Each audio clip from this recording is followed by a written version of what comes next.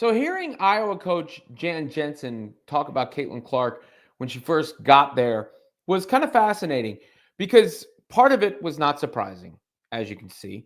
Caitlin Clark being competitive, not surprising. We've seen that, right? Like you've seen she seemingly wants to win everything.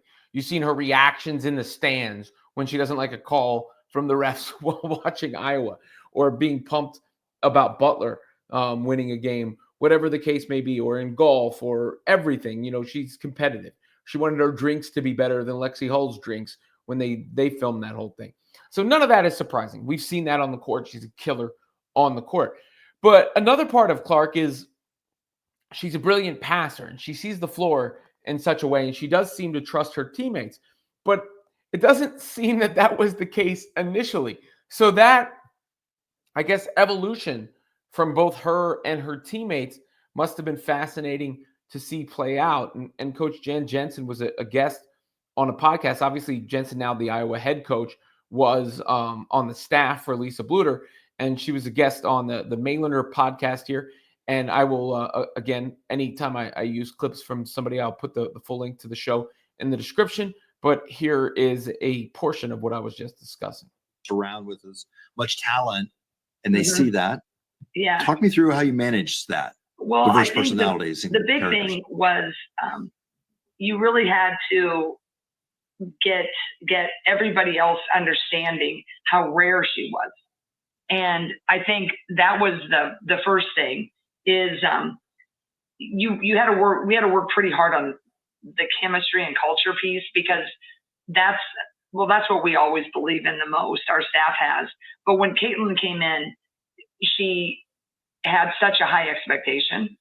And, if you study Kobe Bryant or Michael Jordan, they really were big on trust and basketball IQ. And so for Caitlin, if you weren't really if she didn't think you were in the gym as much as you should be, then we're not going to, at the beginning, we're not going to pass you the ball, right? Because, my shot from 40 is going to be more consistent than yours is from maybe 15, right? So, okay, so the reason I shared that is she's thinking from a very pragmatic, very successful, win the game mentality. It is nothing against you. I might like you. I just don't believe that you work that hard for the moment. Right. Okay, shift it to the other person. They think they work hard. They're, maybe 100 shots after practice is what they've always done. And they get their feelings hurt because she looks them off. She doesn't pass.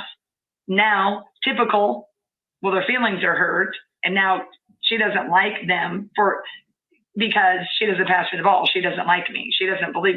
No, she likes you.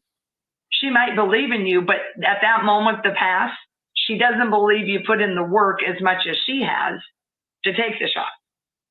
So when you had to uncover a lot to say, okay, it's not as personal.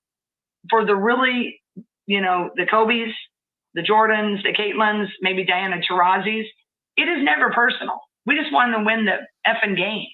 Right. So that is intriguing on a number of levels. One, obviously, Clark was probably well within her rights to think her shot was a better shot than some of her teammates' shots.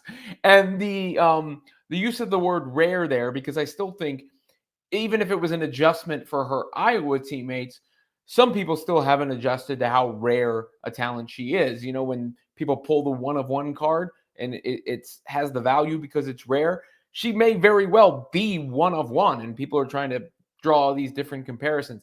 But again, what I find fascinating about that is, as much as Clark could be looking for her own shot, she did learn to trust her teammates. She trusted Fever teammates, even though they weren't converting passes early in the season. And she has unbelievably brilliant court vision. So to be able to have a parallel drawn between you, Michael Jordan, and Kobe Bryant for killer instinct, if you will, but also have the ability to see the floor and make teammates better, like LeBron James or Magic Johnson or Jason Kidd or Steve Nash, that is wild.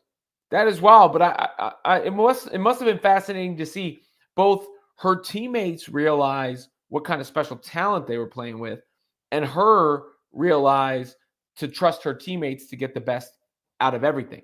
Now, Jensen also went on to talk about Clark's personality as it relates to the court on and off. Here's what she said.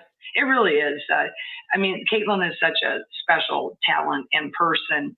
And the thing that's so cool about her too is like, you know, she just hasn't really changed. She's always, you know, she's going to spar with you, Yeah. but she always gets it. And she got it before everybody else got it. Right. And that was what was amazing to me is like she just competed, and I always said she was wired to play at the Garden and then spar with Spike Lee as an opposing player. And then afterwards they go out for beers. Sure. You know, it's just like, because that's just, she's going to go after it. And then win or lose, she is able to be like, man, you're better. Hurts like crazy, but you're better. And you walk off and it was fun. And your friends. That's where I think the people who really enjoy sport and competition, I mean, that's what they love. It's just that engagement. And the more it can be entertaining, that a kid like Caitlin, it's amazing. Right. And then it was over. And so when it's over, like she's just hanging out with everybody else, and everybody from ESPN Sports Center to the local talk radio is trying to beat whatever topic to death. And she just moved on, and it's never really fazed her. I mean, the fame, the fortune, exactly the same. I mean, she just texts with the goofiest stuff still, you know? And we've seen that. You know, you've seen Clark be a goof off the court. You've seen her, you know, crack jokes. But you've also seen her be a killer on it and talk trash and talk smack or say, stop crying, you know, or did that go in to the fans? So that sort of competitive fire is definitely there.